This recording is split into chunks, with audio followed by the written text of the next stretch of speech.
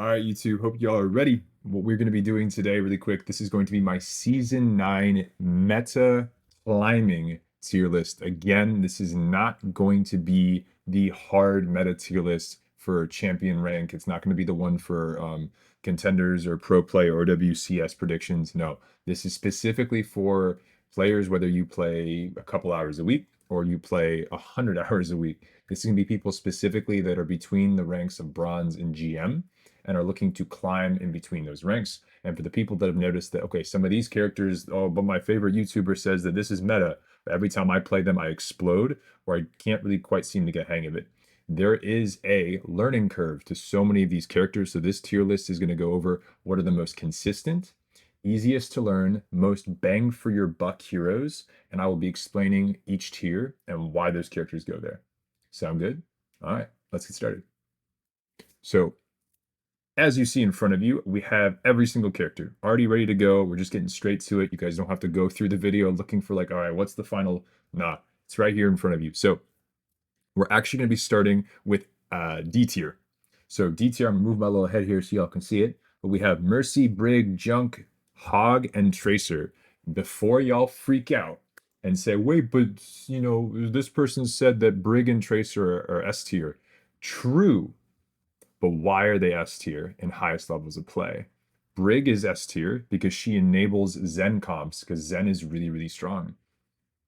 Okay. Tracer, also one of the best DPS and the highest elo of the game. But the reason that they are D tier, as well as these other heroes, is because A, they do not have realistic expectation of being consistent, and they have a really, really, really either A, difficult time to climb with specifically when it becomes very team reliance, number one, or number two, how they function in high elo is way, way different than how they function in low elo, and it's not realistic for the average player to be able to use them correctly.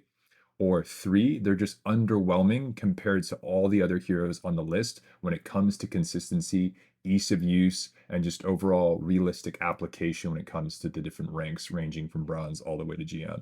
So Tracer, really amazing hero, but the average player and climbing with her, a lot of it relies on pulling aggro, having follow-up. You have to have good game sense, positioning, and mechanics. There's other heroes that are way more forgiving, way easier to learn, way more bang for your buck. I don't recommend Tracer for the average player in any of the ranks from bronze to GM. Hog is the same way.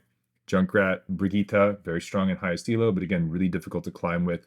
Mercy's the same way. Now, her damage boost can carry games, but there will be some teams where Mercy's multiplicative. She's not additive, meaning if you don't have much to multiply with or you're multiplying by 0, you still get 0. So Mercy can actually be quite a struggle to climb with, but it still can be done. Again, this is for efficiency and realistic expectations for the average player. C, Lifeweaver, Alari, Fada, Ryan, Zarya, Mauga. Mauga, way too big of a target, can get stopped by way too many common picks amongst all those different elos. Zarya, the average player, cannot use her bubbles correctly. I have my own metaphor for it. I teach Zarya players, once they understand my metaphor and how to use her cooldowns, they soar in rank, but for the average player, very, very difficult to use. Ryan is the same way. The reason that Mauga, Zarya, and Ryan do decently in some of the lower elos is because people don't position correctly. They walk up to you, try to give you a hug, and then you smack them with either your gun, your bullets, or your hammer. Fada, in my opinion, is actually low-key a sleeper pick. I called Farah once we saw that she had this new aerial sojourn slide, that she was going to be very strong once people got the hang of her. But for now, Echo is a more consistent pick. We'll get to that soon. Iliadi, again, most players are not nearly as aggressive enough with her and really, really utilizing her damage. And there's other supports that are just more consistent, more applicable in different scenarios, more versatile, more consistent. And then Lifeweaver, it's going to be that damn pull.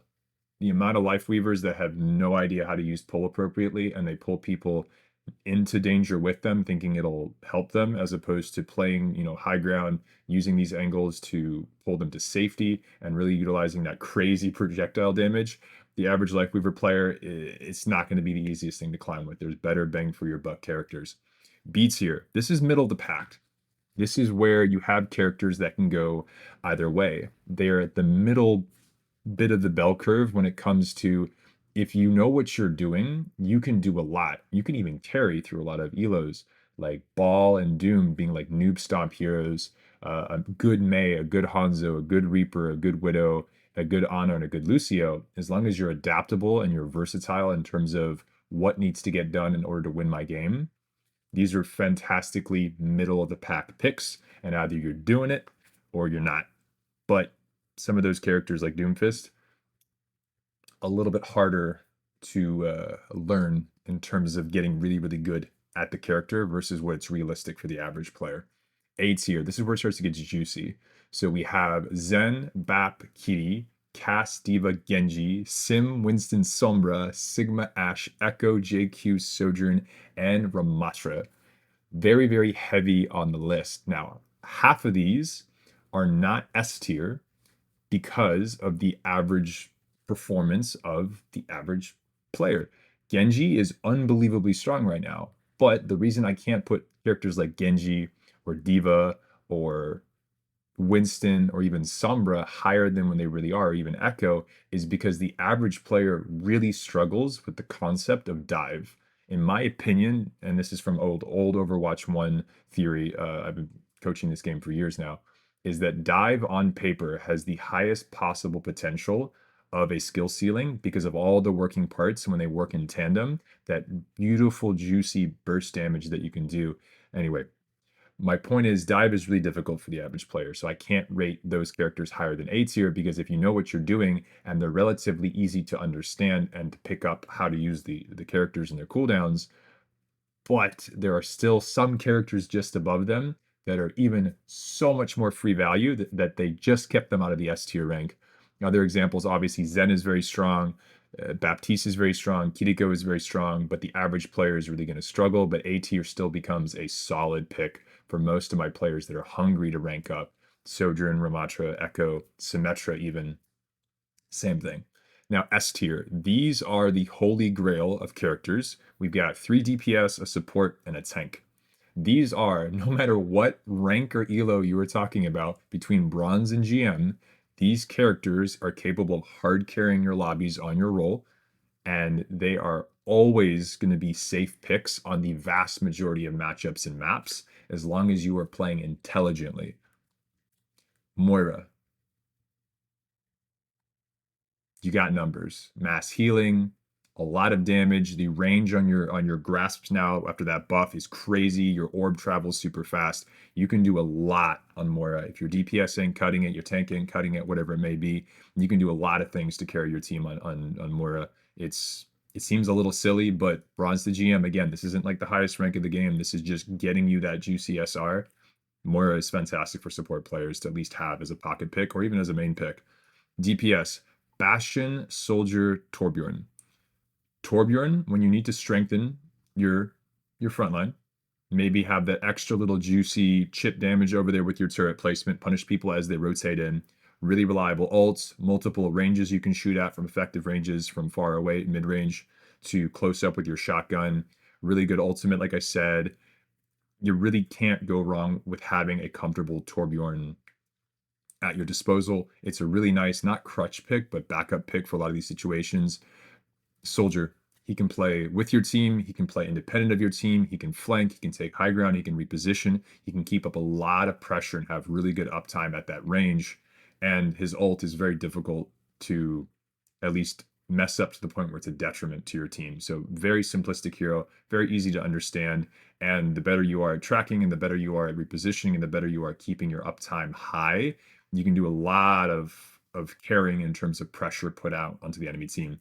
Bastion, just remember, your turret form is not an engage tool.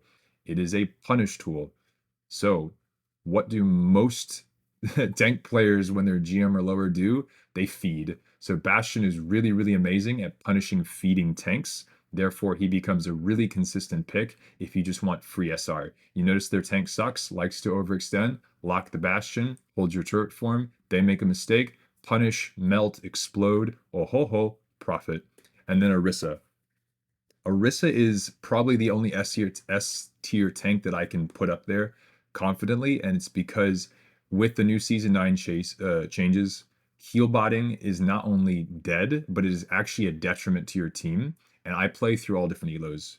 I play in plat, I play in masters, I play in GM, I play in diamond, I play in gold. I do a lot of experiments and testing to see what works, and I have lots of students in all those different ranks as they climb.